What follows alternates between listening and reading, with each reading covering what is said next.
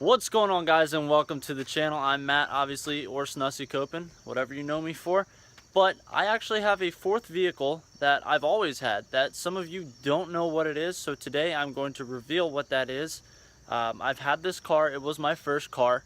I've had this car since I was 15 and I'm now almost 22. So I've had this car for almost 7 years roughly, and it's been an ongoing project, but I think you guys will really like it.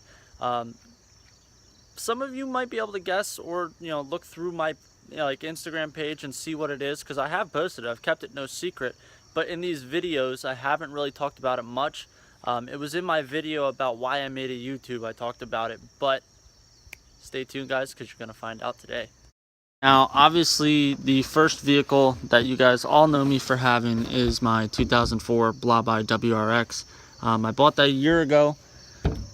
It's always been kind of my dream car, and now that we're going through it, I bought the wrong year. As much as I love the Blah by body style, I wish I would have bought an STI. That was probably one of my biggest mistakes with this car, and kind of why I'm debating on getting rid of it.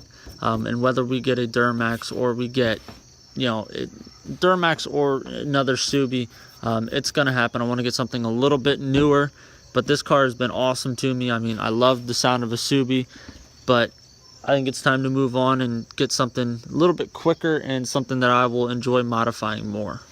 Now, obviously I love the Subi and it's been a blast over the past year, but it does have 145,000 miles on it, and I always feel like I'm fixing something or having to tweak something on it.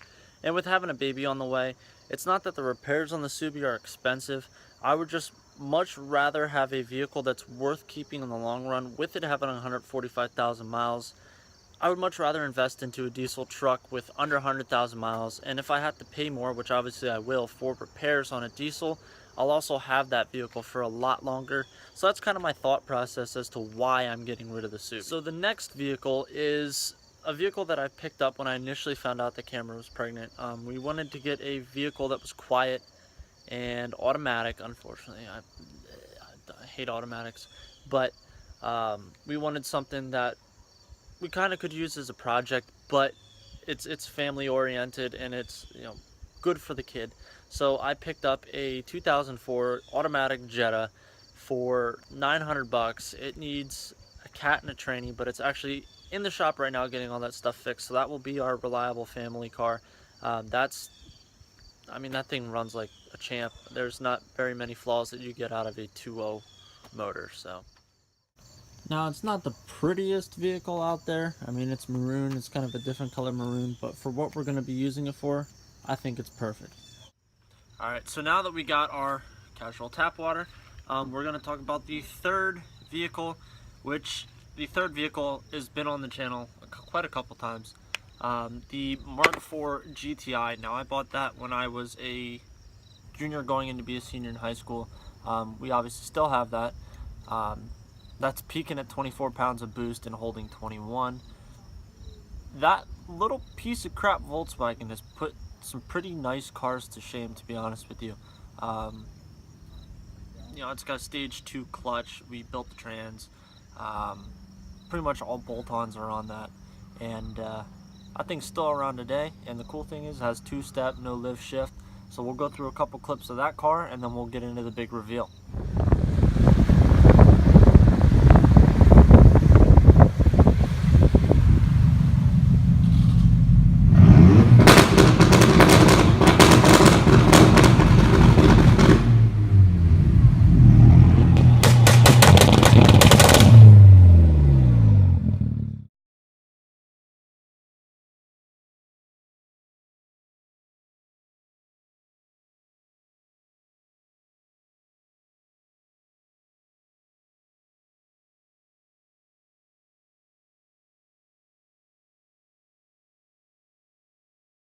So now the fourth and final vehicle is in the garage over here. You won't be able to see much, but I will show you kind of the back end of it because I don't feel like opening the garage door. There's a motorcycle and stuff in the front. So I will show you the back end of it and then go through and show you guys some pictures. Look at the little bunny. Anyway, the old girl is tucked inside here. Some of you will know what this is. but it's sitting back here with the 2-up sled.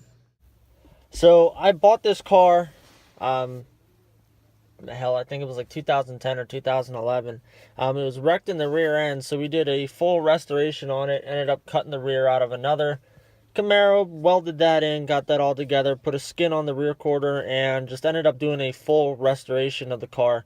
The car obviously is still with me today.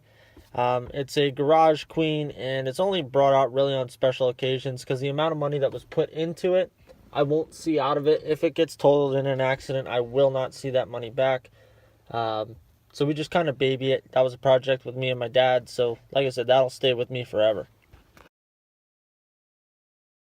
Now that you guys know my fourth vehicle, we are actually heading to the store to get a seal that I need for the Subi. Fuck that truck for being obnoxiously loud as it went by. But we were going to pick up a seal that I ordered for the Subi, for the idle control valve, and see if we can get this idle under control, and then that's the last thing that I need to do for the Subi. All right, guys, we got our little gasket for a little project to do on the Subi tomorrow. Hopefully fix the idle problem, and then everything should be golden. Guys, if this was your first time watching a video on my channel, I hope you liked it and give it a big thumbs up. Also, don't forget to subscribe. Thank you guys for watching, and hopefully you come back for the next video.